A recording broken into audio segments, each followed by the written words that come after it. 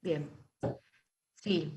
En el No se caso de las tomaba, no úlceras se tomaba gástricas, adelantro, en los duodenales no se tomaba adelantro, sí, exacto. claro, o sea, no se toma eso. El tema es así. Las úlceras gástricas van a ser una neoplasia hasta que se demuestre lo contrario, por lo cual todas deben ser biopsiadas en los bordes de la úlcera, ¿sí? Y también vamos a tomar biopsia del antro gástrico en búsqueda de Helicobacter pylori. Eso respecto a la úlcera gástrica, ¿sí? En el caso de la duodenal, no vamos a biopsiar la úlcera, a excepción de que el endoscopista vea signos de malignidad. ¿Sí? Recuerden que el adenocarcinoma de duodeno es muy poco frecuente y siempre está asociado a otra patología de base. Eso, bueno, no sé si lo vamos a ver más adelante, pero básicamente el cáncer de intestino delgado es muy poco frecuente de ver, el adenocarcinoma de intestino delgado es muy poco frecuente, y siempre va a estar asociado a otra patología de base, dígase enfermedad de Crohn, síndrome de Lynch, enfermedad celíaca, ¿sí? Poliposis adenomatosa familiar. Siempre tengo que tener una patología de base para encontrar un adenocarcinoma de intestino delgado. Por lo cual, biopsia de rutina, como en el caso de la úlcera gástrica, no, sino si el endoscopista ve signos de malignidad.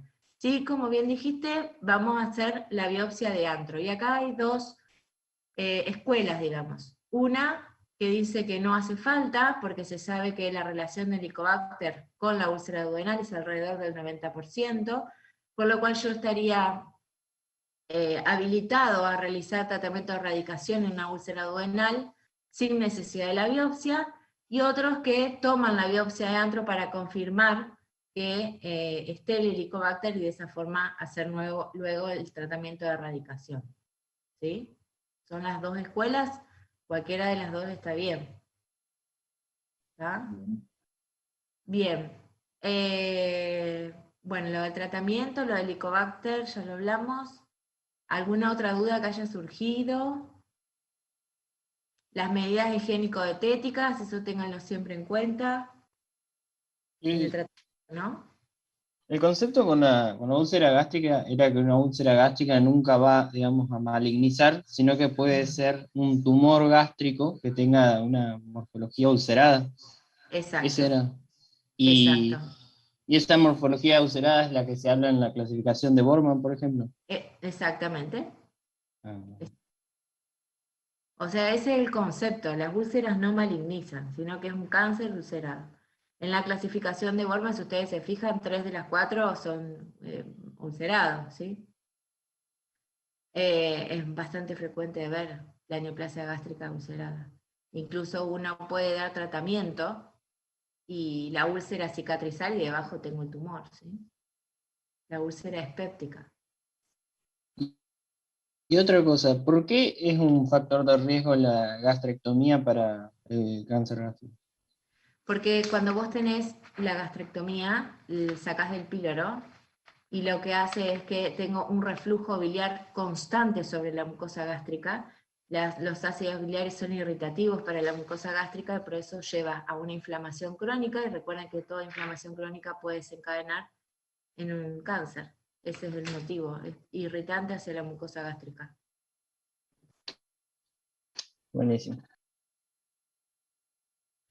¿Alguna otra cosa o dudas que le hayan surgido? Otra cosa importante en cáncer es la diferenciación que ustedes tienen que hacer en el cáncer gástrico. En el cáncer esofágico no hay muchas dudas. En nuestra zona, en nuestra ciudad, somos es en una provincia, en realidad, es una provincia con alta prevalencia de cáncer de esófago del tipo epidermoide, ¿sí?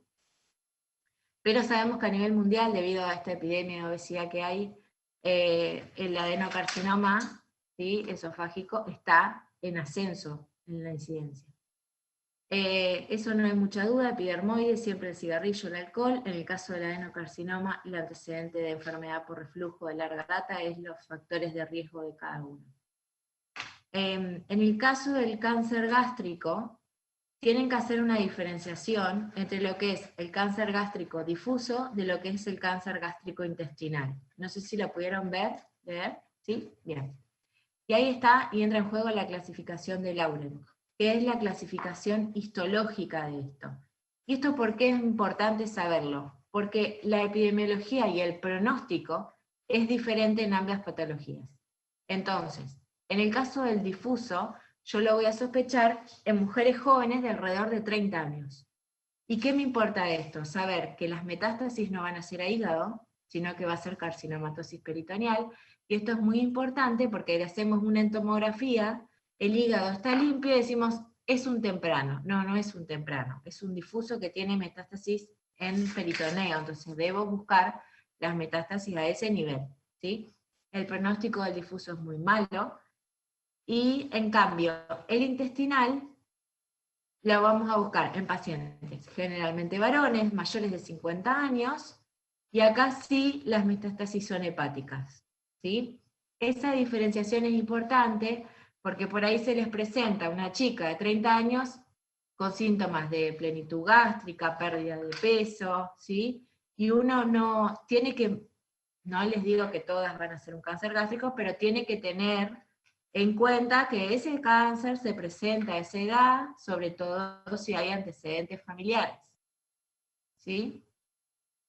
Esa diferencia la tienen que saber, la tienen que tener en la mente, y sobre todo, por lo que les contaba, de dónde tengo que ir a buscar las metástasis, que no es lo mismo, y bueno, no cometer el error de pensar que porque el hígado está sano, un cáncer difuso es temprano, ¿sí? Sino hay que buscar carcinomatosis peritoneal. Bueno, cáncer de esófago y estómago no tienen marcadores tumorales, lamentablemente llegamos generalmente tarde, es poco frecuente encontrar un cáncer gástrico o esofágico temprano, así que bueno, el pronóstico generalmente es malo. ¿Alguna duda que les haya quedado del tratamiento? ¿Entendieron el tratamiento paliativo? ¿Está todo claro eso? Sí. ¿Pudieron? ¿Sí? Bueno. Sí, eso lo habíamos visto bastante en cirugía en profundidad, así que creo que quedó bastante claro. Perfecto, bárbaro. Bueno, vamos a hablar un poquito de diarrea, ¿sí?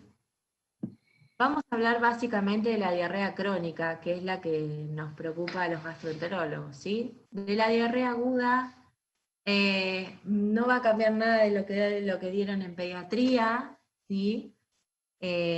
Diarrea aguda, recuerden, es la presencia de heces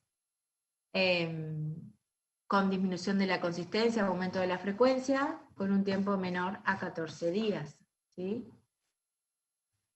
Básicamente, en la diarrea aguda nos vamos a preocupar de algunas cosas, y es pensar a quién voy a estudiar o a quién voy a internar, que básicamente comparten muchos de los criterios, ¿sí?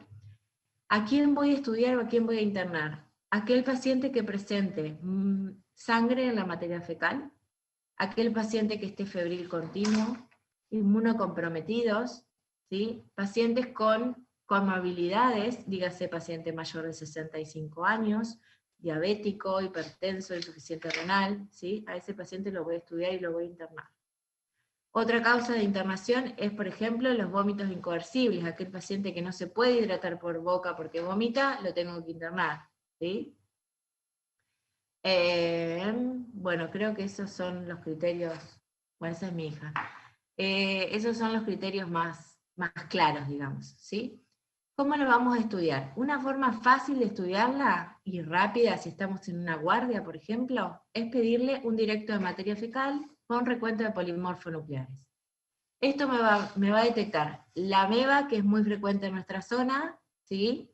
Recuerden que siempre buscamos trofozoitos y no solo los quistes. Y me va a decir la cantidad de polimorfonucleares que tengo en materia fecal, lo cual me va a dar un indicio de una diarrea inflamatoria, ¿sí? Si está en internación, se pide coproparasitológico directamente. ¿A quién le vamos a dar tratamiento empírico? En general, no damos tratamiento antibiótico empírico a ninguno que no vayamos a estudiar, ¿sí? Entonces, yo lo interno, lo estudio y le pongo el antibiótico. Generalmente utilizamos ciprofloxacina. Si hay amebas hemiparasitológicos, asociamos metronidazol, ¿sí? ¿Qué otra cosa de la diarrea aguda? Muy importante. Todo el que no tenga criterio de internación se va a ir a su casa con la dieta y la hidratación. En los adultos, nosotros no utilizamos en general sales de rehidratación oral, ¿sí? Lo que le hacemos es darle hidratación con agua, tratar de evitar las bebidas azucaradas. ¿Se acuerdan que el azúcar es osmótica, por lo cual puede empeorar la diarrea, por lo cual no la damos? Hay como un mito de que si tengo diarrea o estoy enfermo tengo que tomar 7-Up. Bueno, es un mito nada más. ¿Qué más? La hidratación, recuerden el tema del Gatorade. Muchas veces tenemos este afán de decirle, bueno, toma el Gatorade por las sales y demás. Recuerden que si un paciente no está habituado a tomar Gatorade, el Gatorade es bastante salado, lo han probado, me imagino, ¿sí? Te tiene que gustar. A mí particularmente no me gusta. Y entonces, si tengo algún estado nauseoso, con lo salado lo empeoro. ¿Sí? Entonces, si el paciente es asiduo a tomar Gatorade, lo puede hacer. Si no, simplemente agua. ¿Sí? Respecto de la dieta, la que ustedes saben, arroz, fideos, carnes magras, queso, pero no lácteos. ¿Se acuerdan eso? ¿Por qué no le doy lácteos a las diarreas agudas? ¿Se acuerdan? No. Todos, son un montón, son 4 comisiones. Alguien que me diga por qué no se da diarrea, no se da lácteo a la diarrea aguda. ¿Qué pasa con las vellosidades? Con el ribete en cepillo. Desaparece, ¿sí? Que es donde están las disacaridasas, por lo cual tengo intolerancia a la lactosa transitoria. ¿Y por qué le doy queso duro si no puede comer lácteos? Porque no tapa las vellosidades. No. Es porque el queso duro, Claro, para que absorba agua. lo que tiene, perdió la lactosa. ¿Sí? Entonces lo puede comer. Esa es la respuesta, ¿sí? Porque vieron que le dicen nada de lácteos, pero le dan arroz con queso. ¿O no? ¿Sí? Sí. Sí. Sí. Bueno, la explicación es esa. No le vamos a dar leche ni yogur porque tengo una intolerancia transitoria a la lactosa. Y sí le voy a dar queso duro porque constipa y por el estacionamiento que tienen los quesos duros pierden la lactosa. Por eso no me dan la intolerancia. ¿Sí?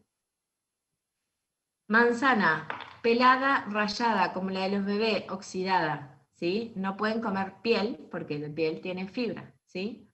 Banana, lo mismo. ¿Qué otra cosa? Bueno, eso básicamente es lo que le damos a la dieta, masitas de agua, membrillo. Los ¿sí? cítricos, sí. Cítricos no, No. negativo. Tienen mucha No. fibra. ¿Sí? ¿Alguna otra cosa que me olvide? Aumentar la frecuencia de la toma de agua para evitar la deshidratación. Sí, Pequeño. muy bien. Sí, por ahí es importante, respecto a esto, que le den, que ingieran agua, pero que la hidratación se haga paulatina. Acuérdense que si empiezan a tomar agua, bruscamente distienden el estómago y pueden incluso provocar vómitos. Entonces tiene que ser una hidratación constante a vasitos chiquitos, de medio vaso. ¿Sí? Bien, eso es todo lo que tengo para decirles de diarrea aguda. Donde tengo mucho para decirles de diarrea crónica. ¿Cómo vamos a definir diarrea crónica? ¿Cuánto tiempo?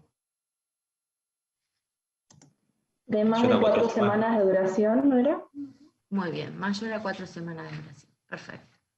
Van a ver en el libro que la lista de causas de diarrea crónica es interminable. Y hay un montón de formas de clasificarla. Clasificarla en osmótica, en inflamatoria, ¿sí? En secretora. Bueno, una forma práctica que por lo menos yo utilizo en mi consultorio, es dividir las diarreas crónicas en con sangre y sin sangre. ¿Sí? básicamente uno tendría que conocer las causas más frecuentes y ver si esto da diarrea con sangre o sin sangre, y de ahí sale un algoritmo diagnóstico. Este algoritmo diagnóstico básicamente tiene 3 escalones. En el primer escalón tenemos el examen físico con el interrogatorio exhaustivo del paciente. Este interrogatorio debo preguntarle al paciente todo.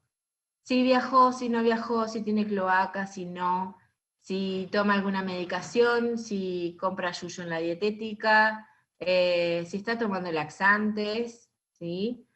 Cualquier cosa que se les ocurra, todo deben preguntar. En este mismo escalón vamos a tener un laboratorio completo, que básicamente en el laboratorio es el laboratorio que hablamos siempre de gastroenterología, al cual le vamos a agregar eritro y PCR si yo sospecho que el paciente tiene una enfermedad inflamatoria intestinal. ¿Sí?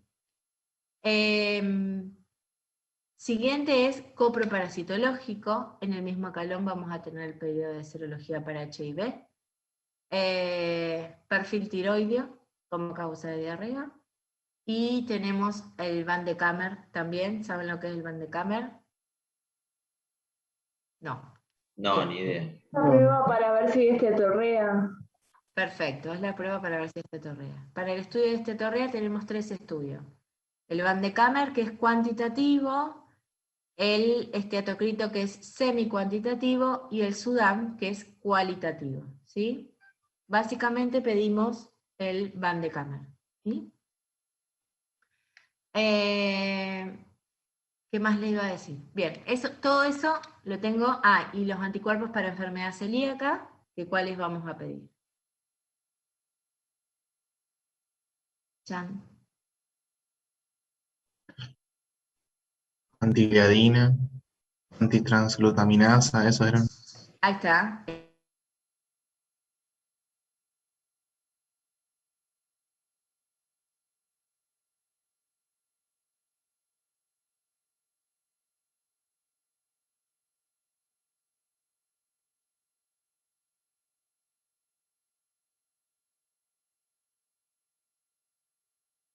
Es pedir la IgA sérica total y antitransglutaminasa IgA. La antitransglutaminasa tiene una sensibilidad y una especificidad por encima del 95%, por lo cual es un buen anticuerpo para pedir de primera línea, ¿sí?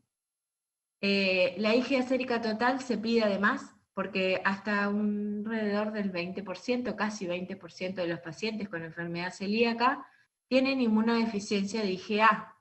Entonces puedo tener un falso negativo, ¿sí? Si yo estoy pidiendo una antitransglutaminasa IgA. Entonces, de primera línea voy a pedir la IgA sérica total con la antitransglutaminasa IgA. Si llego a tener una inmunodeficiencia de la IgA, pido el antitransglutaminasa IgG. ¿Se entendió? ¿Sí? Bien. Eso lo tengo en el primer escalón. En el segundo escalón voy a tener videoendoscopía digestiva alta con biopsia duodenal, más colonoscopía con biopsia escalonada. Y esto de biopsia escalonada es básicamente para la detección de una enfermedad, de 2 enfermedades en realidad, que se llaman colitis microscópicas, que son la colitis linfocítica y la colitis colágena. Estas colitis dan diarrea sin sangre, se presentan en pacientes mayores, sobre todo mujeres mayores de 65 o 60 años, ¿sí? Son causa de diarrea no desintérica, o sea, sin sangre, y el tema es que, como la palabra los dice, son microscópicas, por lo cual la colonoscopía va a ser normal. Si yo no la busco y no le tomo biopsia escalonada, no voy a hacer diagnóstico de enfermedad, ¿sí? Después tenemos, en el tercer escalón, el estudio de intestino delgado y el estudio abdominal en general. Intestino delgado tenemos enteroscopía, enteroresonancia, enterotac, ¿sí? Cápsula endoscópica y tomografía abdominal para el estudio de todo el abdomen. ¿Estamos hasta ahí? Bien. Sí. Si yo tengo, por ejemplo, ¿cómo vamos a manejar esto? Estoy dando clases. ¿Cómo vamos a manejar esto? No a todos los pacientes le vamos a pedir todo, ¿sí? Tenemos que hacer o discriminar según los síntomas que tenga cada paciente. Entonces, por ejemplo, si yo tengo un paciente de 30 años que consulta por diarrea crónica de 2 meses de evolución, de 5 a 6 deposiciones por día, con sangre, ¿sí? Le hacemos el interrogatorio, el examen físico, no encontramos nada. Espérenme que voy a mandar a que miren los dibujos, porque si no, no vamos a poder hablar.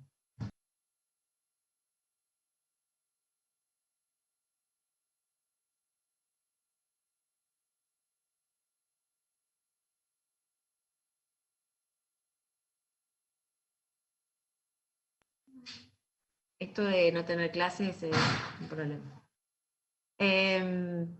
¿Dónde está? Ah, paciente de 30 años, entonces, con diarrea crónica, con sangre, de 5 a 6 deposiciones por día.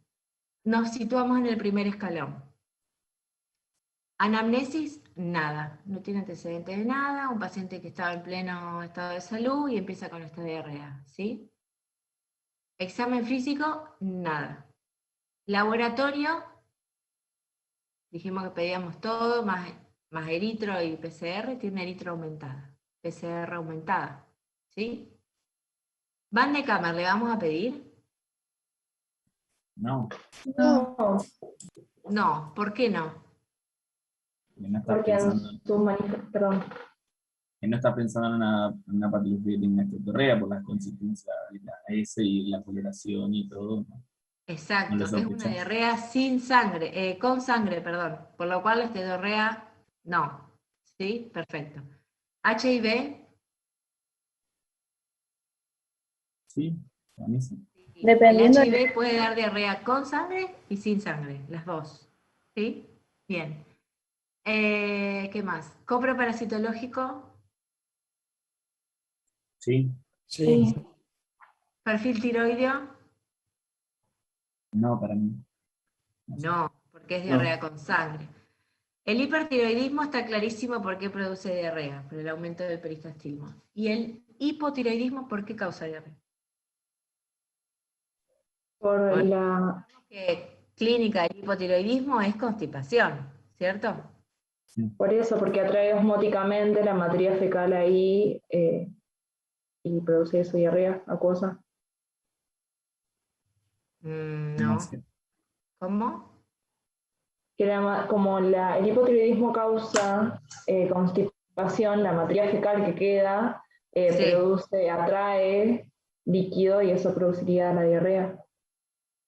Mm, Bueno, pero hay un mecanismo mucho más certero, digamos.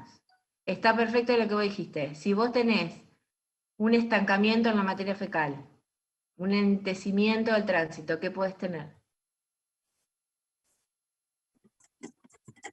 Sobrecrecimiento bacteriano. Sobrecrecimiento bacteriano, ¿sí? Causa de diarrea. Perfecto. Bárbaro.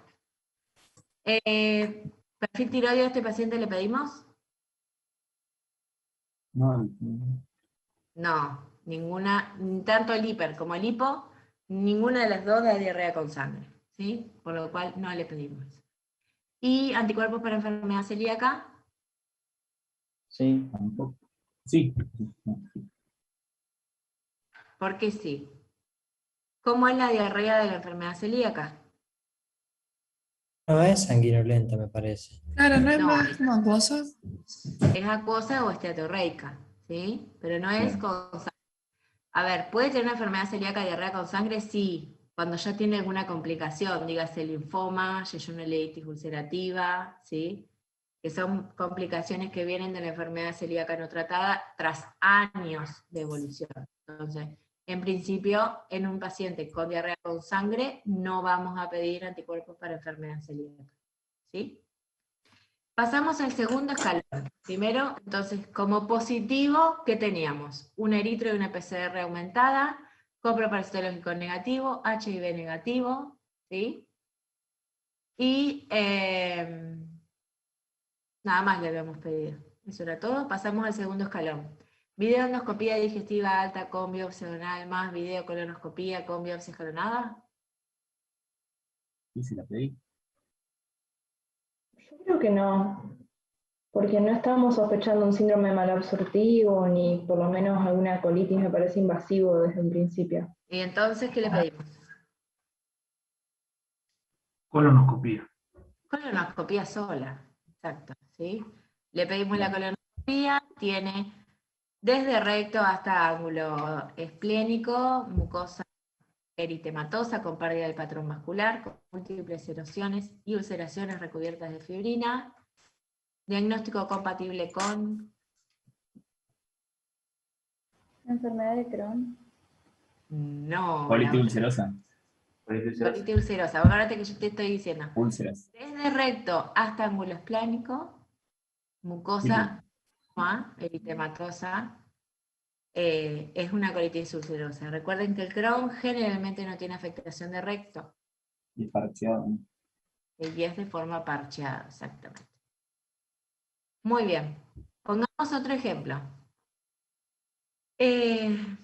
Paciente de 75 años, estilista de jerarquía, con diagnóstico reciente de diabetes, que consulta por diarrea de tipo acuosa, tiene varias deposiciones por día, algunas dicen que flota, y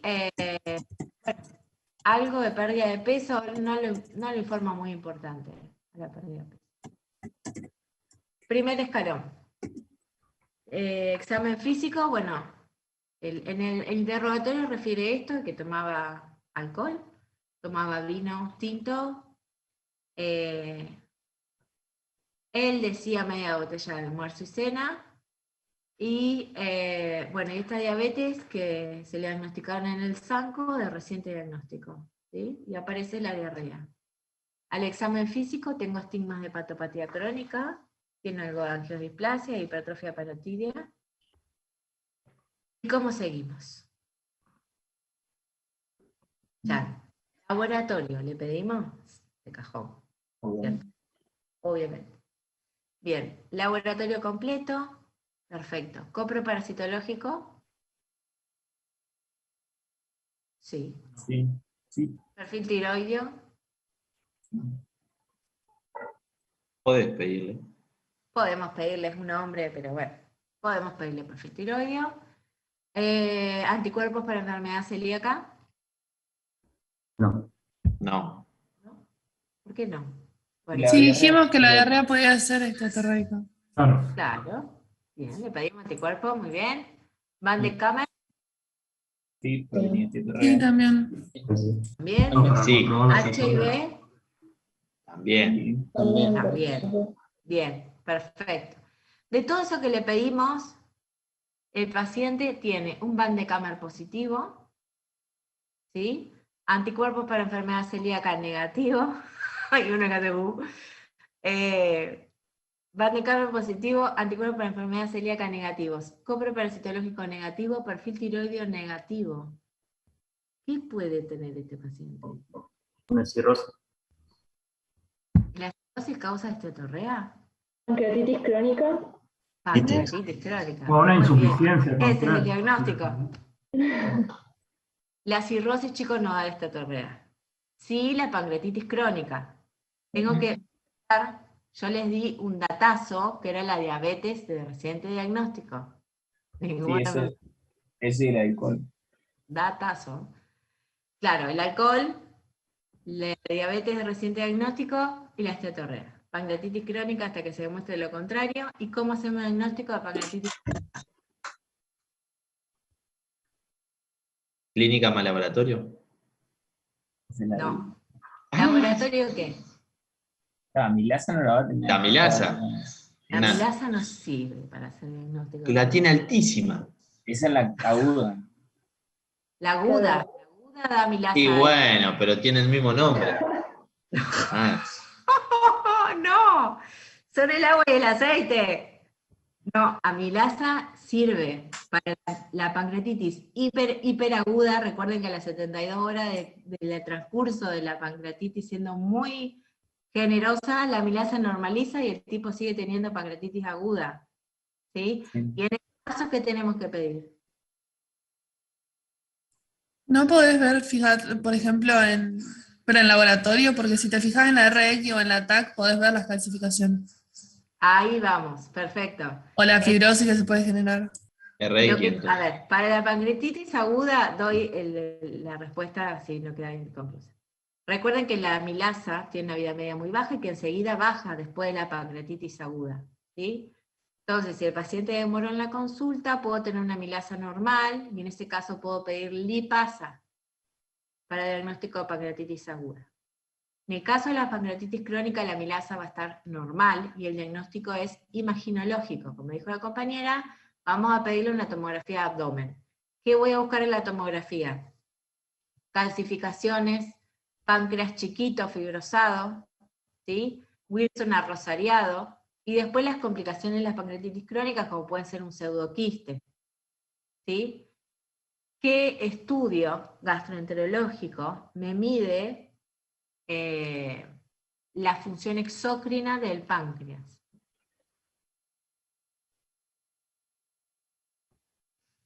¿No era la elastasa? Muy bien, sí, la elastasa. Medimos elastasa fecal. Hay una que se cae de risa. Pedimos la elastasa fecal, que me hace es lo que pedimos para medir la función exócrina. Excelente, excelente. Muy bien. Bueno. Cortamos acá, ya está. Cortemos Ya acá. está aprobado. Ya está.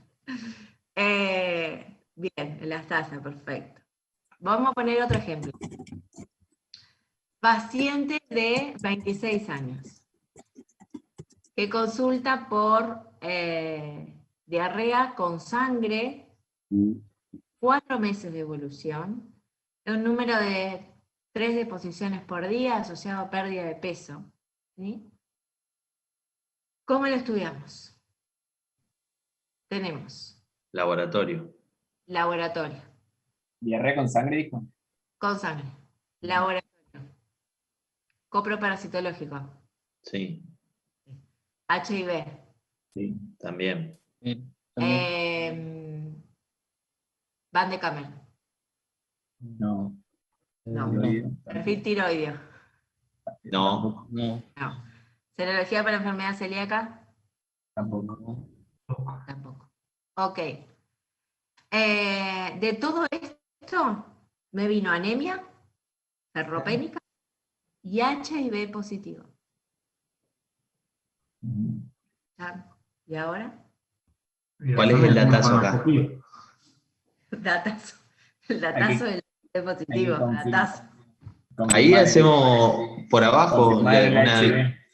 Colonoscopía. Genial. Sí. Te informo la colonoscopía. Paciente que se ríe. Paciente que presenta en forma parcheada, mucosa eritematosa con ulceración, con patrón vascular conservado. El Crohn. patrón es el Enfermedad datazo. de Crohn. No. Viejo. Tiene un HIV y tengo úlcera. Puede ser un Crohn, sí, pero el Crohn tiene pérdida del patrón vascular que esta mujer no lo tenía. Un caso real. ¿Qué pienso si tengo HIV y úlcera? Lo vimos en la primera clase. Pero el esófago, como el colon. También sí. ¿Y artículo? Úlcera, cándida no da úlcera. Artículo, no. El citomegalo. Citomegalovirus, muy bien. Citomegalovirus tenía el paciente. A ver, esto es un dato muy de especialidad, pero si ustedes veían las imágenes endoscópicas, el Crohn, si bien es parcheado, tiene una afectación de varios centímetros, con la mucosa eritematosa, con úlceras, con pérdida de patrón vascular. Después tengo centímetros de mucosa bien sana. Estos eran parches con úlceras dispuestas en todo el colon, ¿sí? Citomegalovirus por su HIV. Y ese era el caso de su diarrea con sangre. ¿Sí? Bien. No sé, ¿qué otra cosa pasa? Paciente de 60 años. Diarrea. ¿Laboratorio? Pero Sí. Sí. ¿Quién iba a preguntar? No, que se cortó justo cuando estabas hablando. Ah, ahí voy. Paciente de De 60 años con de diarrea. 60 años con diarrea acuosa. Ujú. ¿Sí? Bien. ¿Le pedimos laboratorio? Sí. Sí. ¿Copro Eritrocito. parasitológico? ¿No?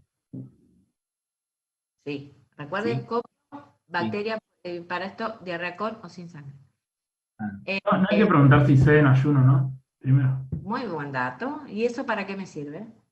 Ajá. para ver si es secretora o osmótica o... ¿No es por eso? Claro. ¿Y cuál es si cede con el ayuno? Puede ser osmótica o que tenga estotorrea también. La osmótica cede con el ayuno. Ah, claro. Bien, perfecto. Entonces, perfil tiroideo sí, Van de Kamer sí, HIV sí, ¿qué más? Para celiaquía, sí. Escalón, todo. ¿Sí? Todo. Todo negativo. Pasamos al segundo escalón. Le hacemos videoendoscopía digestiva alta con biopsia abdominal más videocolonoscopía con biopsia escalonada. Ya te digo que tiene. ¿Qué tiene? Colon irritable. Muy bueno esa, muy bueno, muy bueno. Pero antes de decir que tiene colon irritable, tendrías que Es por hacer... descarte, claro. Tenés que hacer la colonoscopia. Claro, colon irritable la descartá lo último. Pero esta venía fija por eso. Hija, escuchá, ¿por qué no hago diagnóstico, solito te metiste, ¿por qué no hago diagnóstico definitivo de colon irritable y sí debo estudiar a la paciente? ¿Qué tiene la paciente que yo digo, esta paciente no la puedo catalogar como un colon irritable, tengo que estudiarla? La edad avanzada. La edad, La edad. básicamente la edad. Al tener más de 45 años, debo hacer la colonoscopía, ¿sí? Y colonoscopía con biopsia escalonada. ¿Por qué? La señora puede tener que, lo dije hace 10 minutos, La microscópica. la microscópica, exactamente. Y para darle chongo al compañero, le decimos que la biopsia dio negativa y la paciente tiene un colon irritable. ¿Sí? Gracias. Gracias. Escucha, ¿y qué me puede dar a mí el indicio o qué le puedo preguntar yo al paciente para discernir entre una diarrea funcional de una diarrea orgánica? Al interrogar, para yo orientarme. Se tiene que levantar a la noche a hacer caca también. Perfecto. ¿El colon irritable a la noche? Duerme. Sí. ¿Sí? Bien. ¿Qué otro dato? También para mí el entorno, esto del estrés, muchas veces en qué situaciones también aumenta, pero capaz que cede durante 2 o 3 días y de repente tiene alguna Bien. situación en particular y aumenta. Eso es muy frecuente de ver y es una de las cosas que interrogamos más, que es la alternancia. El colon irritable puede ser con tendencia a la constipación, pero con tendencia a la diarrea. Pero es una tendencia, no es una diarrea crónica, que el paciente todas las veces tiene diarrea. El paciente alterna, a veces va 5 veces por día y capaz que después de 2 días no va. ¿Sí? Esa alternancia. Recuerden que siempre el colon irritable es algo crónico, no es algo agudo. ¿Sí? Debo tener más de 3 meses de evolución de los síntomas en los últimos 6. O sea, tiene que ser algo más crónico. Y la pérdida de peso es menor que la orgánica, menos de 5 kilos Sí, aproximadamente. sí, exactamente. Tengo que tener un laboratorio normal, nada de anemia ni eritrina aumentada. Le iba a decir otra cosa que me olvidé. Bueno, se me fue, le iba a decir algo del colon. Recuerden que el colon irritable siempre tiene que tener dolor abdominal. Si no tiene dolor, no es colon irritable. ¿Sí? El dolor es un dolor sordo, no es un dolor incapacitante, ¿sí? Es un dolor, distensión, Recuerden que los síntomas suelen mejorar con las deposiciones, con las eliminaciones de gases, ¿sí? Todo eso es colon irritable. Fundamental, duerme de noche, no hay pérdida de peso, no hay síntomas sistémicos, ¿sí? Claro. Pero sí altera la calidad de vida del paciente, y es por eso que consultan. ¿Ah? Bien, perfecto. Pregunta, ¿no se trata? ¿Se trata? ¿No le haces nada? Sí, se trata. ¿Sí? Se trata. A ver, tenemos diferentes fármacos. Tenemos fármacos que utilicemos para el colon irritable con tendencia a la diarrea.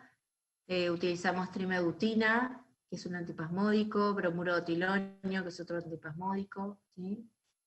Podemos utilizar, hay asociaciones en el mercado, por ejemplo, que utilizan benzodiazepinas asociados a proquinéticos para el caso de la con tendencia a la constipación. Podemos utilizar benzodiazepinas con proquinéticos y simeticona, por ejemplo. Saben que los proquinéticos que tienen, recuerden que los proquinéticos que normalmente usamos, cinitaprida, mosaprida, domperidona, son generalmente proquinéticos del tubo digestivo superior.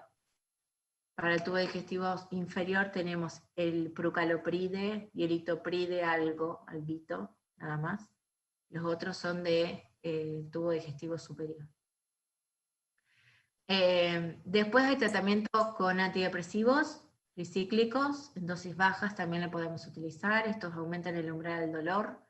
Una de las fisiopatologías del colon irritable es el sobrecrecimiento bacteriano, la hipersensibilidad visceral, ¿sí? Entonces, bueno, ahí tenemos blancos terapéuticos para tratar. Muchos pacientes con colon irritable con tendencia a la diarrea mejoran con el tratamiento con rifaximina, que es el tratamiento del sobrecrecimiento bacteriano, ¿sí?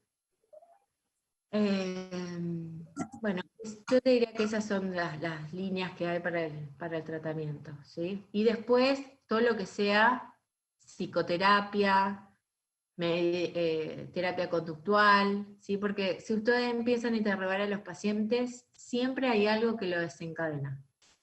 Si ustedes, si el paciente empieza a pensar, a hacer retrospección de cuándo empiezan los síntomas, siempre pasó algo. Discusión, pérdida, desempleo, separación, lo que sea. Siempre hay algo ahí que desencadena. Otra cosa que suelo preguntar en el consultorio es, ¿qué pasa en las vacaciones? El irritable, así como duerme en la noche, en las vacaciones está fantástico. No, el paciente no tiene síntomas, te va a decir que come de todo y nada le cae mal. Y volvió a Santa Fe y empezó con los síntomas de vuelta, ¿sí? Recuerden que el colon irritable, así como lo desencadena el estrés, puede ser desencadenado por patología infecciosa también, ¿eh? Son esas gastroenteritis que ceden un poco, pero el paciente queda con mucho disconfort, con algo de dolor, bueno, porque desencadenó un colon irritable. Profe, ¿y qué le damos si tiene sobrecrecimiento bacteriano? Rifaximina. Gracias. La rifaximina es un antibiótico que nos absorbe, que actúa a nivel intestinal, que lo utilizamos básicamente para sobrecrecimiento bacteriano, y también lo utilizamos, ya lo vamos a ver, para las encefalopatías hepáticas. Al no ser absorbible, tiene muy bajos efectos adversos.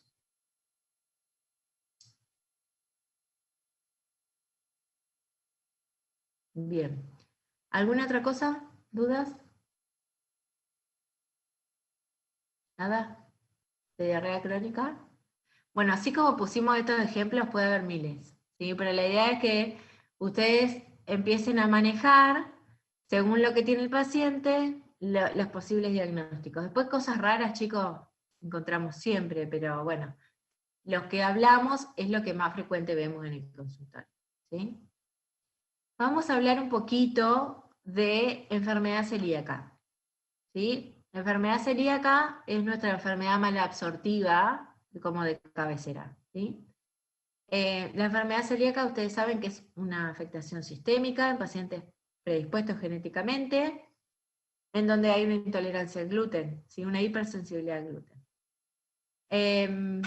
Tenemos tres cosas, digamos. Tenemos la enfermedad celíaca, la intolerancia al gluten y la alergia al gluten, ¿sí? La alergia al gluten va a tener todo lo alérgico, la IgE, ¿sí? Todo lo que tiene una alergia.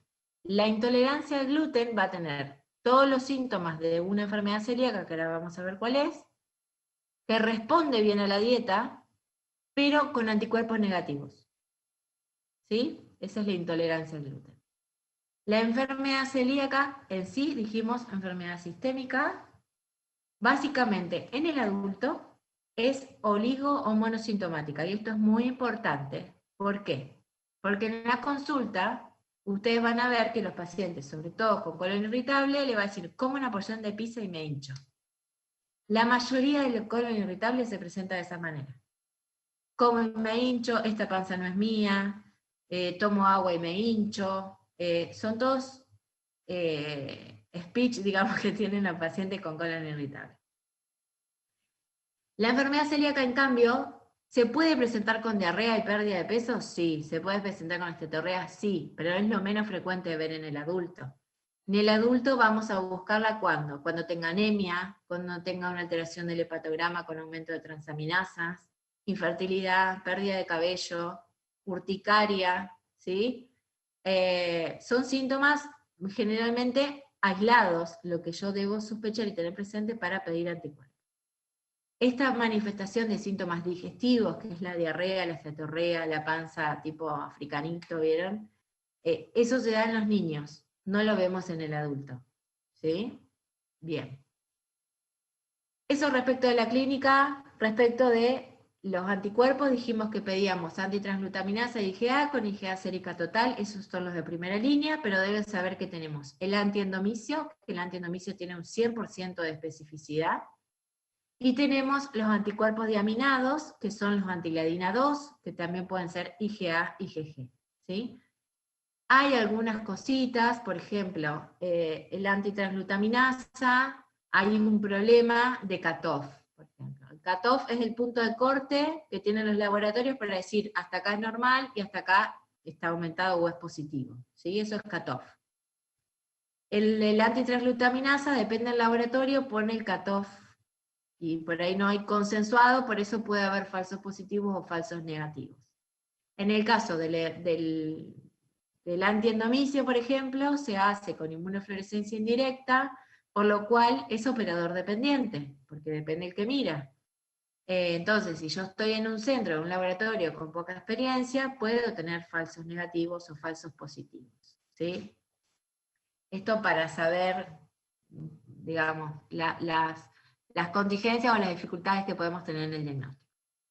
Siempre acompañado de los anticuerpos vamos a tener la biopsia de intestino delgado, ¿sí? Biopsia de intestino delgado, lo ideal sería tener 6 bocados biópsicos.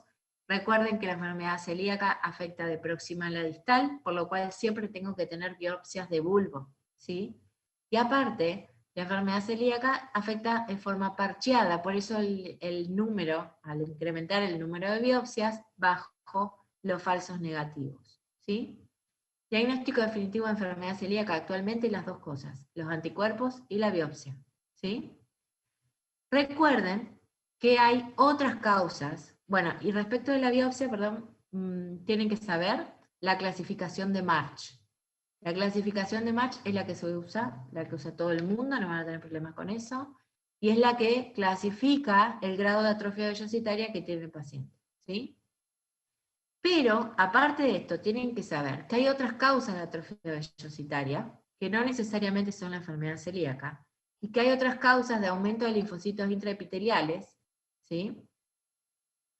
Que es el MARCH1, que hay otras causas, porque por ahí ven el MARCH1 y dicen, no, es celíaco. No, el MARCH1 no es celíaco, puede tener infectado por Helicobacter pylori, puede tener ingesta de AINE, puede tener parasitosis. La giardia es una causa de atrofia vellositaria, que vemos mucha giardia en nuestro medio, y es una causa de atrofia vellositaria no celíaca, ¿sí?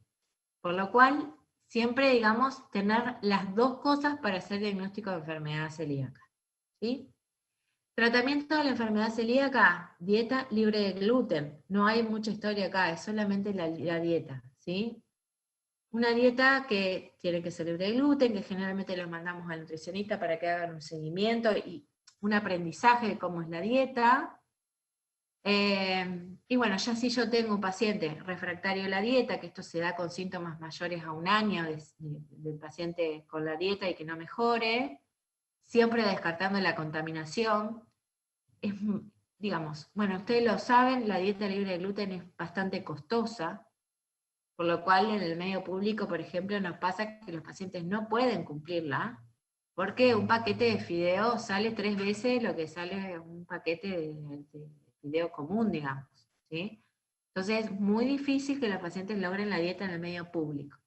En el privado no se ve esto, es bastante frecuente, los pacientes cumplen la dieta, aparte hay toda una moda, por decirlo de alguna manera, que actualmente hay mucha gente que hace la dieta libre de gluten, aún sin ser celíaco. Ahora hay mucha más variedad, incluso la parte social, que nos pasaba bastante, sobre todo en pacientes jóvenes que querían salir, o querían juntarse con sus amigos y demás. Bueno, actualmente hay muchos restaurantes que tienen comida para celíaco, hay deliveries, hay de todo, digamos. Hoy en día es mucho más fácil.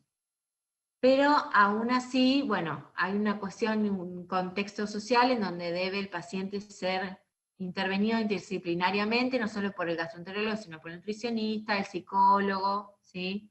El contexto familiar, los amigos. Hoy en día, como decía, es bastante, está bastante normalizado, digamos, esta dieta, no hace unos años atrás, en donde eran bastante mirados como bichos raros, ¿sí? Les decía, bueno, la principal causa de no respuesta es la falta de adherencia o la contaminación cruzada, ¿sí? Inadvertida del paciente con gluten. En el caso, bueno, de que no responda a pesar de la dieta estricta, uno busca complicaciones, como puede ser un linfoma, una yeyunelitis ulcerativa, que son las complicaciones más temidas, digamos.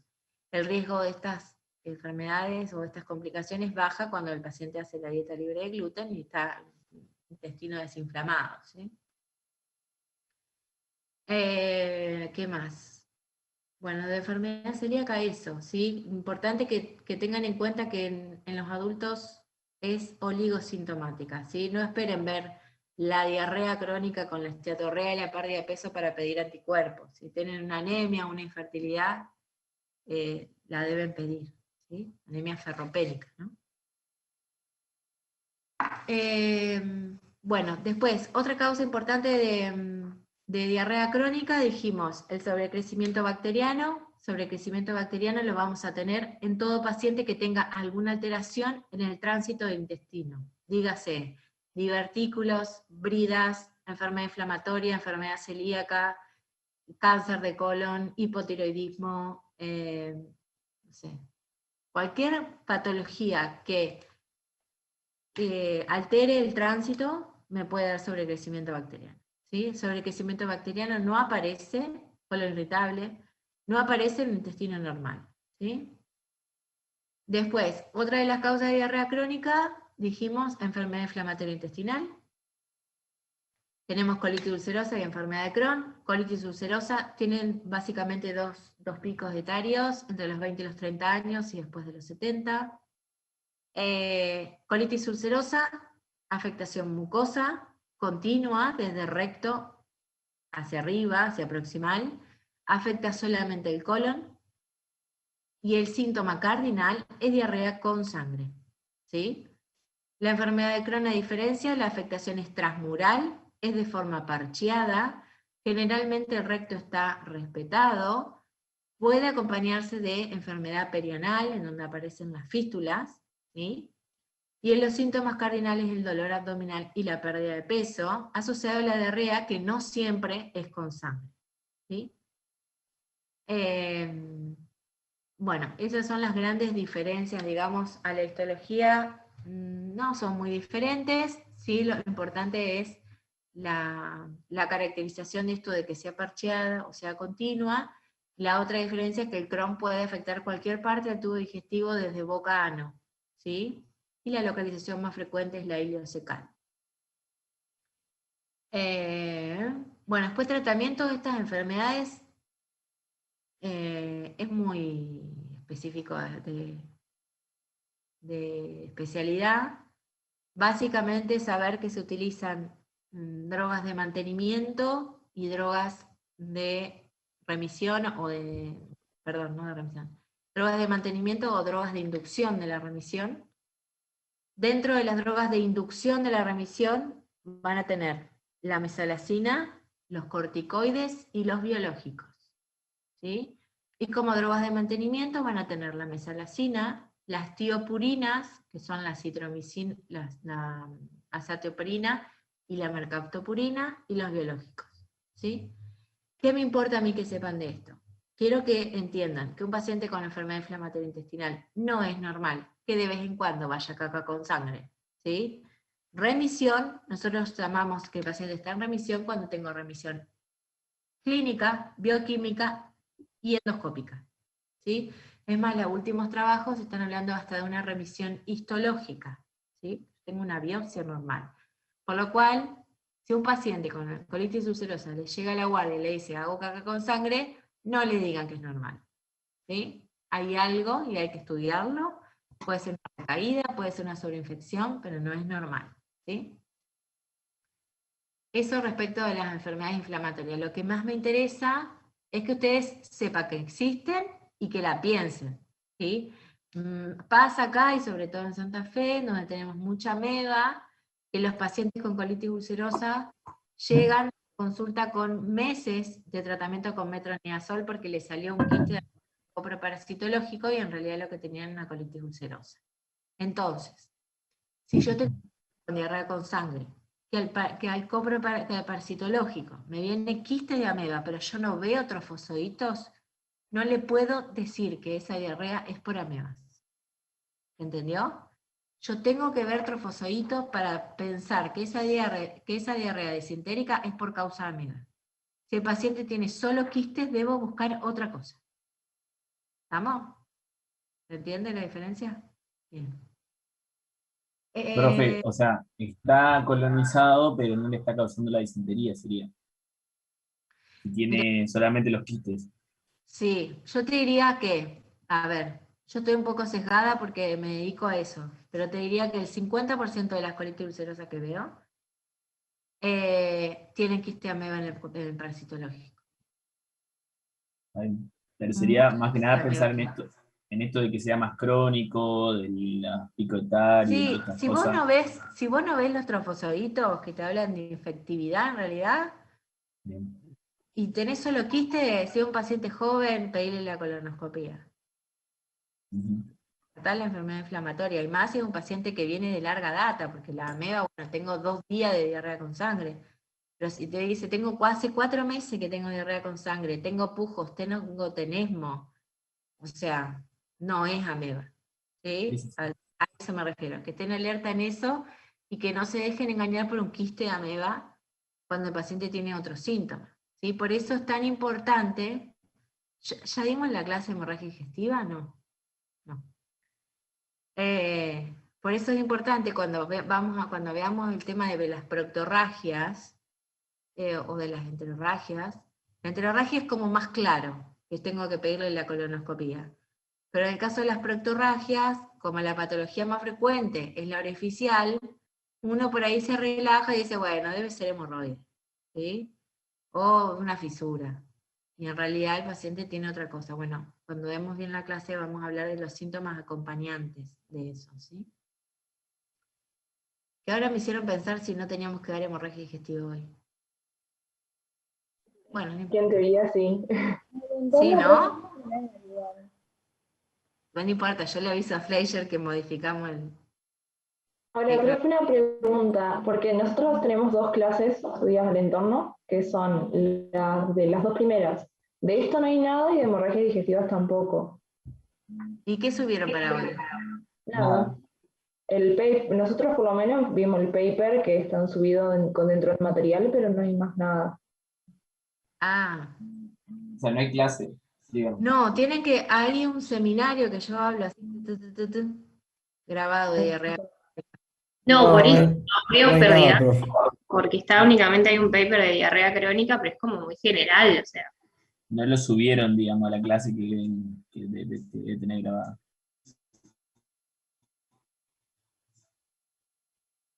Claro, bueno, voy a preguntar. Porque yo grabé el seminario la rotación pasada, ¿Me están escuchando? Porque me dice que está inestable. Sí.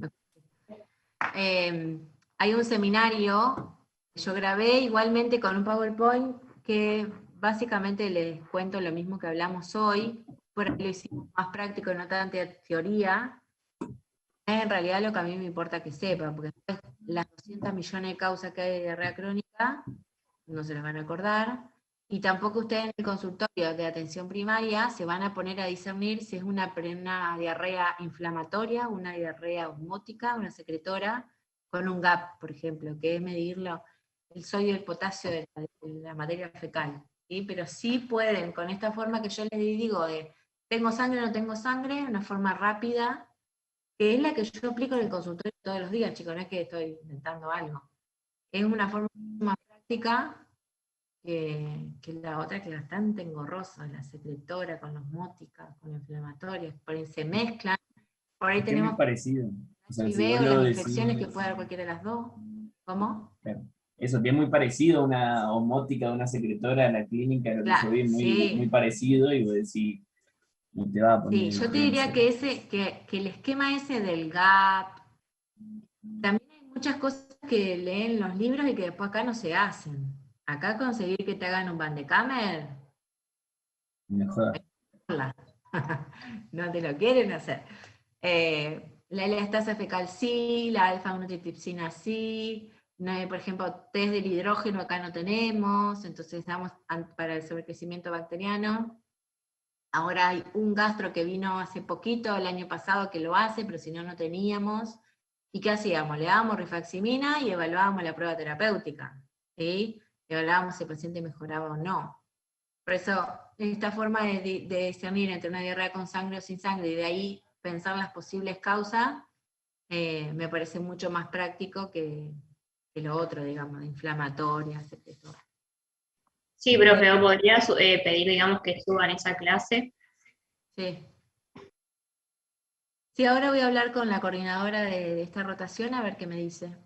Yo lo que no me acuerdo, ahora que hablé de hemorragia digestiva, me entró en la duda, si después de cáncer no venía la clase de hemorragia digestiva. Y bueno, Pero hacemos cambios.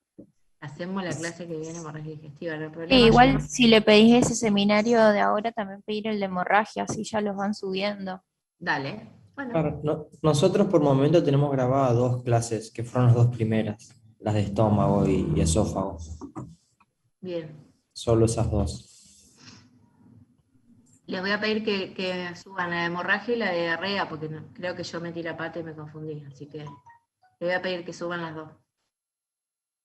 ¿Y qué otra cosa más? Bueno, ¿algo más de diarrea? Ya les digo, diarrea es un dolor de cabeza hasta para nosotros, pero bueno, la idea es que tengan un pantallazo de cuáles son las causas más frecuentes, ¿sí?